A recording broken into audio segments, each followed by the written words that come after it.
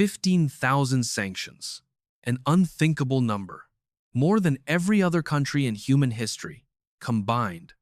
They said Russia would collapse. They said Moscow would be sent back to the Stone Age. But look at it now. It's 2026, and Russia is still there, cold, defiant, and wealthy in a very different way. It's not that the sanctions failed, it's that they built a system long before the sanctions arrived, that the sanctions were never designed to break. This isn't a story about a nation surviving. This is the story of a financial machine engineered to operate under siege, a machine that adapts the tighter you squeeze it. Welcome to Fortress Russia, where the money flows in reverse. The year was 1998. Russia wasn't just in crisis. It was on life support. The ruble lost 75% of its value in just 3 short weeks, turning the lifelong savings of millions into scrap paper that couldn't even buy a loaf of bread. And while ordinary citizens were starving in Moscow's penthouses, a few new Russians were busy carving up the remaining bones of the Soviet Union. They called it privatization. In reality, it was the largest state-sponsored heist in human history. Back then, Washington loved Russia because a weak Russia was an obedient Russia.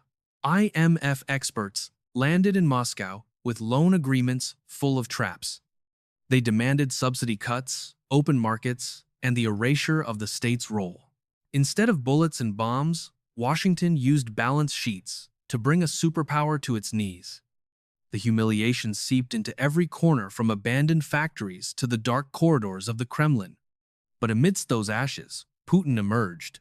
He wasn't a Western-style politician. He was a former KGB lieutenant colonel, a man trained to see through conspiracies and control chaos. Putin looked at Russia in 1999 and didn't see a failed state. He saw a massive, unlocked vault containing 17% of the world's natural gas and enough precious metals that the modern world couldn't live without. He understood one fundamental truth. True power doesn't lie in votes. It lies in whoever holds the keys to that vault. And so, he began to take back what was lost. Russia's wealthiest billionaire was imprisoned with a single decree. The message to the elites was brief. You can keep your money, but don't touch politics. Don't challenge the Kremlin. And most importantly, remember that every oil well you own is actually property on loan from the king. This wasn't capitalism, and it wasn't communism. It was something more ancient, resource feudalism, a system where the king only needs to control the country's most vital arteries to manipulate the rest of the world. For the next decade, Putin deliberately turned Russia into a gas station, not because he lacked vision, but because he was setting a trap. He accumulated a massive foreign exchange reserve, over $600 billion, not to spend, but to serve as a cushion for the shocks he knew for certain the West would eventually throw at him. Because Putin didn't build Russia to integrate, he built a fortress. And when the first major sanctions hit in 2022, he simply smiled. Because, for this game, he had spent exactly 20 years positioning his pieces. February 2022. 72 hours after the first shots were fired, the West unleashed what they called a financial nuclear weapon. Russia was kicked out of SWIFT.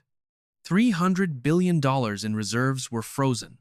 Everything that could be labeled was sanctioned. They believed Moscow would fall to its knees. They were right about the power of the weapon, but they were wrong about the target, because Russia wasn't standing in an open field. Russia had been building a fallout shelter for 8 years. Layer 1. Monetary martial law. While the world was in a panic, one woman calmly made a radical decision, hiking interest rates from 9% to 20%. Overnight. This wasn't just policy. It was a financial tourniquet. Capital flight? Blocked at the border. The ruble in freefall? Putin signed Decree 79. Every exporting business was forced to convert 80% of their foreign currency back into rubles. This wasn't a free market. It was an administrative command. You want gas? Pay in rubles. Suddenly, the very people sanctioning Russia were forced to hunt for rubles just to keep their homes warm in winter. A perfect paradox. The enemy was forced to save their opponent's currency. Layer 2. The Shadow Fleet. The West believed they controlled the oceans through insurance and ports. They were wrong. Over 600 tankers, nameless, stateless, and uninsured, emerged. They called it the Shadow Fleet. They turned off their transponders, disappeared into the high seas, then reappeared with a different name and a different flag. Russian oil flowed into intermediary refineries in India, was blended, and came out with a new label, Made in India. Drivers in Paris or Berlin are still pumping Russian oil into their cars. It's just been laundered through 3 layers of middlemen. The result? Russia's 2023 oil revenue remained almost unchanged compared to pre-war levels. The sanctions system failed against these ghosts of the sea. Layer 3. Parallel arteries. Cutting off SWIFT was supposed to sever the nervous system, but Russia had been building a backup system since 2014, SPFS for domestic connections, CIPS to connect with China. The money didn't stop. It just rerouted. It flowed through Dubai, through Turkey, through tiny banks in Armenia. By 2024, 95% of Russo-Chinese trade didn't involve a single US dollar. By the way, if you find these truths chilling, hit subscribe. We don't just teach you how to spend money, we teach you how money rules the world. Layer 4. The Untouchable Vault. Washington froze. $300 billion. It hurt, but it wasn't fatal. Because for 8 years, Russia had been quietly dumping dollars to buy physical gold, 2,300 tons of it, all of it sitting in vaults in Moscow and St. Petersburg. You can't freeze a physical gold bar with a mouse click in Washington. You can't seize it from across the world. And here is the bitterest part. Russia is the world's 3rd largest gold producer. Every single day, they add another ton of new gold to their own vaults. The West closed the front door. Nature opened the bunker. 4 layers. 1 architecture. This wasn't improvisation. This was a system, designed and stress-tested for nearly a decade. A fortress built to endure, a perpetual siege. But no matter how reinforced a fortress is, it always has a weakness, and it's not in the walls. It's in the people living inside them. Forget the pipelines. Forget the gold bars. We've talked enough about the machine. Now let's talk about the people being crushed inside it. The government says inflation is at 7%, but the supermarkets say it's 17%. That's not a rounding error. It's the cost of maintaining a fortress. With interest rates at 21%, Russia's civilian economy is being strangled to death. You can't borrow to open a shop. You can't borrow to buy a home. You can only do one thing: build weapons. Russia's GDP is growing. True, but look at what is driving those numbers. When a factory switches from making washing machines to artillery shells, GDP goes up. But you can't use an artillery shell to wash your clothes. You can't eat a missile. Russia is producing things designed to explode on a battlefield and never return. This isn't prosperity. This is attrition disguised as statistics. And the steepest price isn't in the budget. It's in the people who left. 800,000 of the brightest minds, engineers, doctors, programmers, have fled the fortress. It takes a nation 20 years to train a scientist, but only a week to chase them away.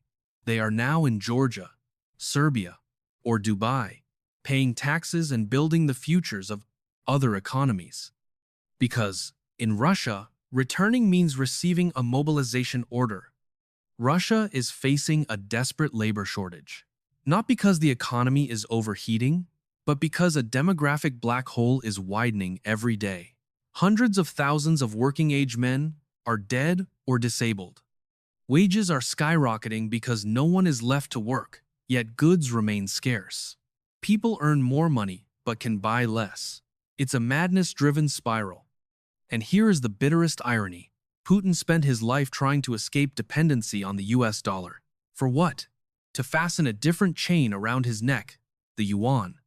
Russia is transforming into a new kind of colony. They sell their resources, oil, gas, timber, to China at a discount. In return, they buy BYD cars and second-rate microchips. This is the structure of a colonial state, not a superpower. Export raw materials and import finished goods.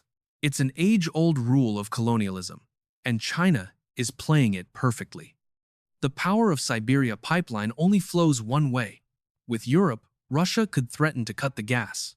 But with Beijing, Russia has no leverage. China can buy gas from Australia, Qatar, or Central Asia. Russia, however, can only sell to China. The man who holds the keys to Moscow's vault now sits in Beijing. Fortress Russia still stands. That is a fact. But it was built on deaths that aren't fully counted, by minds that will never return, and through a dependency on a friend waiting to swallow it whole. A fortress can withstand a siege from the outside, but no one can save it if the rot has already started from within. The year is 2026. Russia has proven that the West is no longer the center of the universe. They are far from alone. Moscow is now a massive charging station for the energy-hungry economies of the East. From New Delhi to Beijing, from Tehran to Riyadh, a new financial order is taking shape, one that doesn't ask for Washington's permission. But do not mistake this activity for freedom. Russia escaped the shackles of the dollar, only to find itself on a playground where the rules are written in Mandarin. When you are down to only a few buyers, you are no longer the price setter. You are the price taker. The true legacy of Fortress Russia is the birth of a multipolar world fueled by deep cynicism. Putin won the battle to protect his throne, but he turned Russia from a global counterweight into a strategic satellite, a superpower that traded vast connectivity for narrow survival. The question remains, has Russia truly reclaimed its superpower status, or has it simply finished changing the owners of its vast resources?